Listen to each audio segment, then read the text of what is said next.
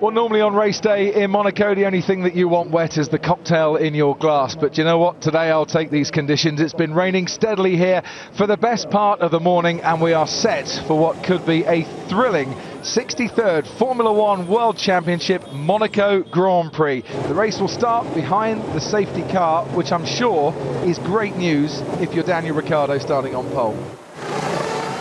Green flag's been waved, we can go racing properly here in Monaco this afternoon. Into Saint-Devote he goes. Ricciardo leads this race from Rosberg and Hamilton and Vettel, and then Hulkenberg coming next. After Hulkenberg, bit of a gap there to Carlos Sainz, and already into the pits comes Kevin Magnussen. Intermediate tyres, sorry Crofty. No worries, Martin, it's a gamble that's been taken by Renault. They think it's dry enough for intermediates. Get out there and see what he can do. Got nothing to lose out the back there. You've got to be so careful not to brake on a white line. Otherwise you block a front wheel and you just have the most pathetic off in those circumstances. So difficult conditions here from all the brake. Oh, look at that, Hamilton just hangs on to it. And that's Jolyon Palmer, is it?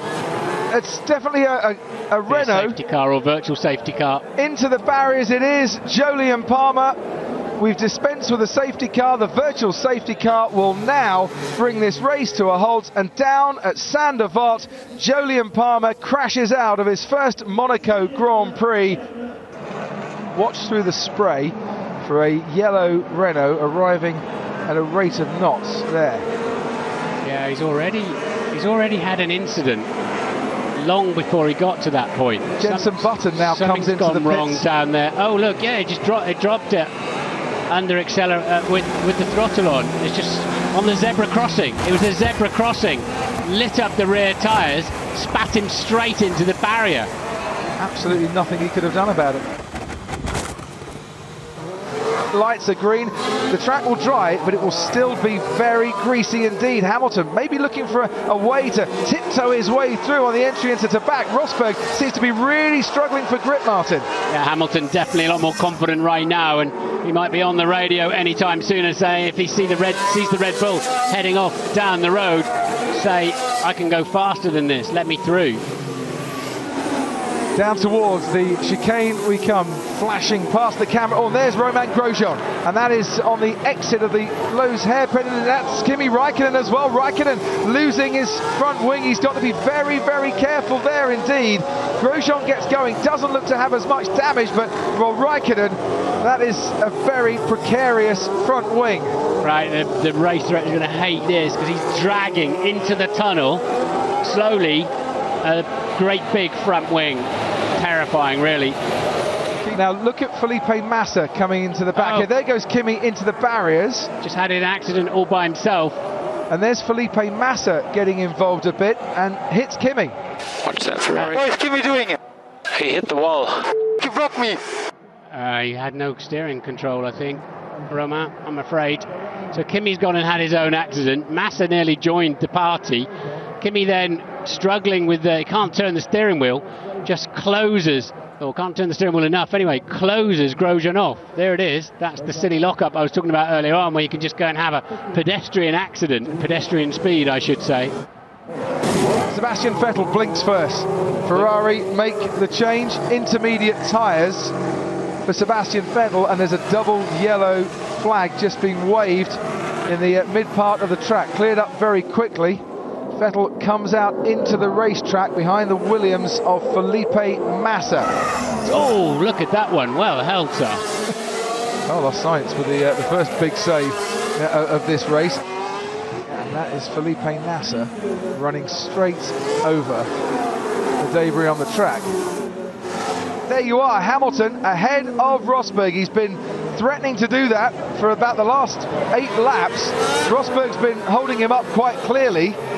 And it was just after Saint-Devote, on the way up towards Beau Rivage and Massenet, that Hamilton managed to get past. Oh, either Rosberg's made a mistake, or I think probably more likely he's been told, let Lewis go. That's a tough call to make. They had to make that call. They had to make that call. We look now at Max Verstappen on Felipe Massa. Verstappen up into 15th after starting from the pit lane. I think the story is here, there's no grip on the surface as JB makes his way through, and he's busy looking right to see where his rival is. Oh look, here goes Valtteri Bottas. on the manner of Pascal Wehrlein. He almost made it stick. Now, did he take the place? Did he make the move cleanly before he went off the track? Should he have to hand that one back again? Verstappen is now going to cause a bit of confusion there, because he's just got straight past the manner into Tabak. Yeah, now Bottas is in trouble. He's going to have to let Verstappen go as well as the manner. If the manner gets passed by a couple more people, he'll go even further behind. I believe he completed that move by carrying too much speed into the corner and using the runoff area.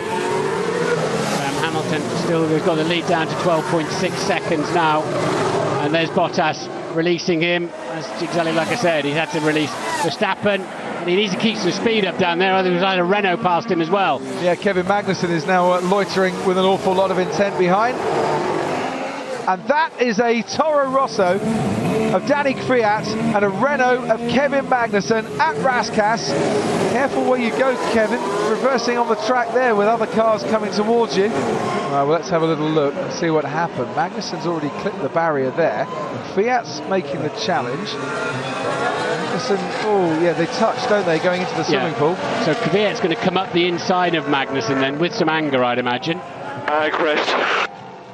What the f*** do you do? So Kvyat's going to come up the inside of him. Oh, and there wasn't a gap. There was half a gap, and that is why his front wheels look like Bambi just after he was born.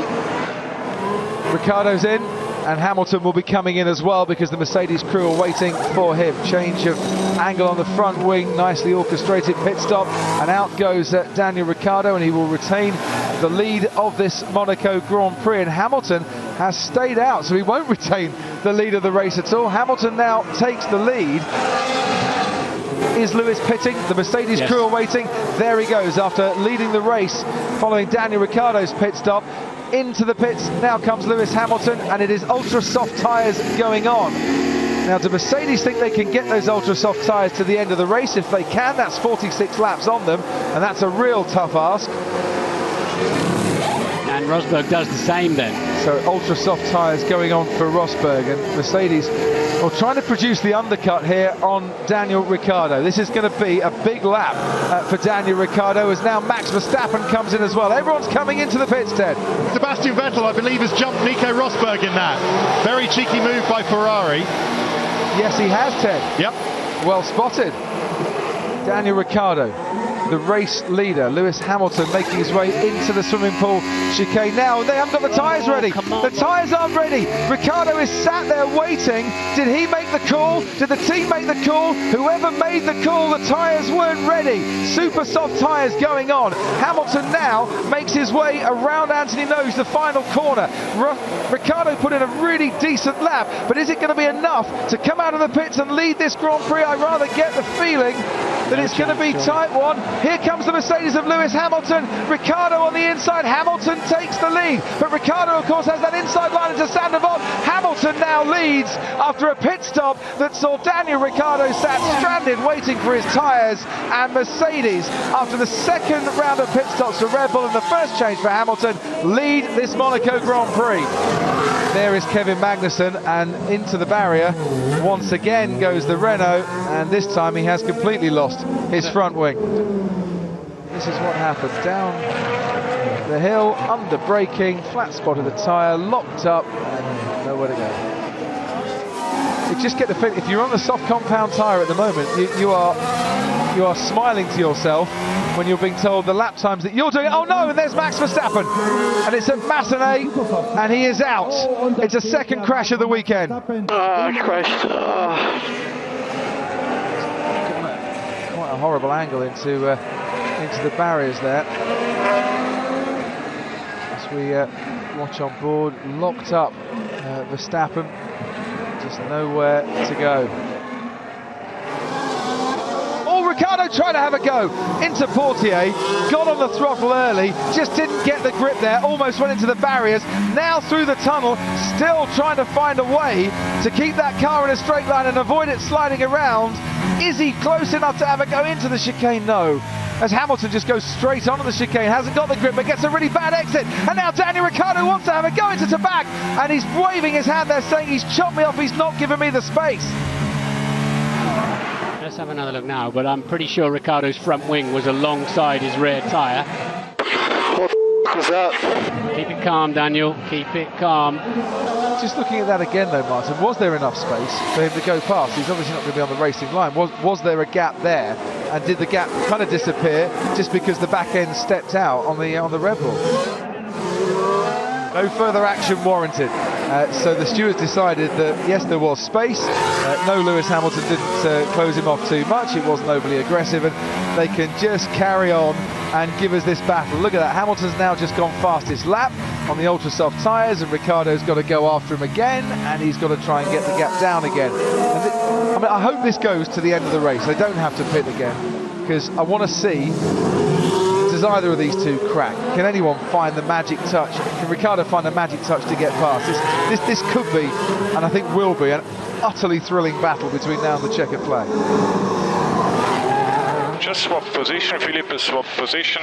For what reason? Give me a reason, why? He's much quicker at the moment. If Marcus will not pull away, you will gain the position back. Okay, Felipe, this is from the top. We need to sort position now, please. Let's do it. Let's get it done. Turn one. And that is... I guess there's something wrong with his radio.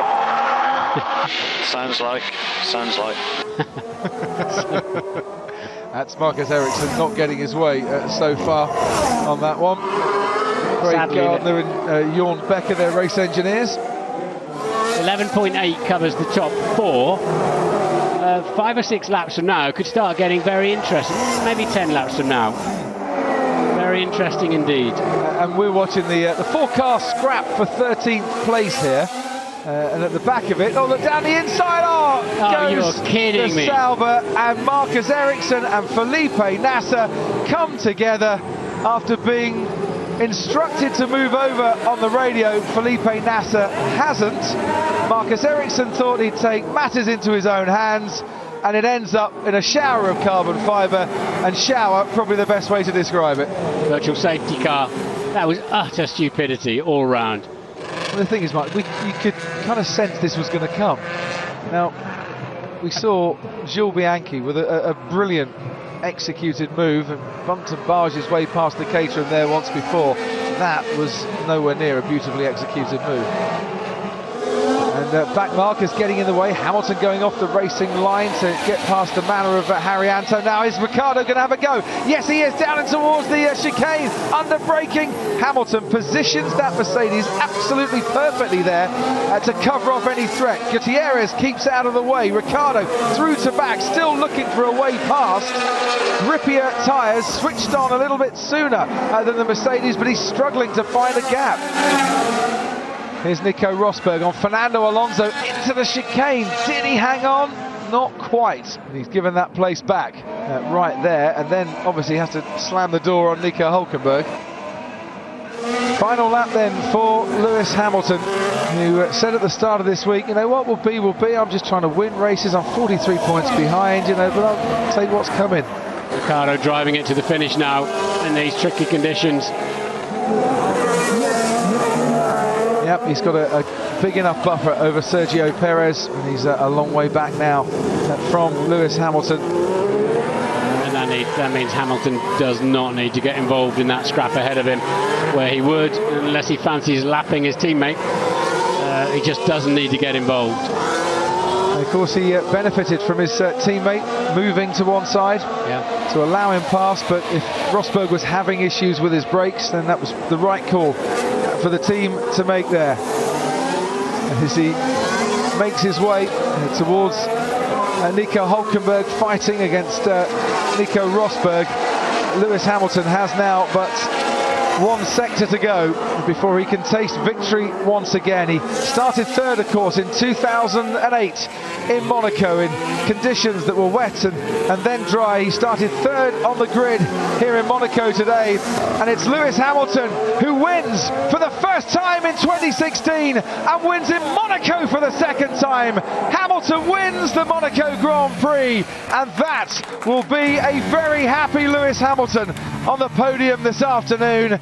Daniel Ricciardo comes home for his first podium in 2016. Sergio Perez puts Force India on the podium for the first time here in Monte Carlo, as we watch Alonso come now to finish in 5th. but I'm very interested in him, whether Rosberg... Save it. And Hulkenberg... He's going to say you could make that any better. Just save it. Nico Hulkenberg, I said I was interested in that battle between Hulkenberg and Rosberg. Hulkenberg has finished 6th. He's got ahead of him by 0.2 of a second. And whilst we heard from Daniel Ricciardo there, the scrap was still going on for 6th and for 7th, and Hulkenberg has managed to get past the championship leader. Mercedes win in Monaco for the 4th year in a row. Daniel Ricciardo not wanting to join in conversation or celebrations. And Lewis Hamilton then takes the first place trophy. Daniel Ricciardo, even though he has a podium finish for the first time in 2016, it's not the win that he so cherished and felt was his. It might take him quite a while to get over this Monaco Grand Prix, but it's certainly one that revitalises Lewis Hamilton. Thank God that today went the way that I'd hoped, and a big thank you to all the fans that came out today. Really made the weekend, and you know, a big thank you to my team for providing me with a great car to see it through to the end. And honestly, I'm kind of lost for words, really. It was just I prayed for a day like this, and it came true, so I feel truly blessed. You got the wet tyres a long way so that you could put the slick straight on, but you had a long way to go on those tyres from lap 31. I'm telling you, that was the longest run, particularly after I'd stopped for those tyres. It was crazy how long it was, and really to understand how much wheel spin you're allowed, how much you can use the tyres, because you don't know to what end they're going to go. And I think probably the last lap was like the time they were literally just about to drop off. But as I said, thank God they stayed on.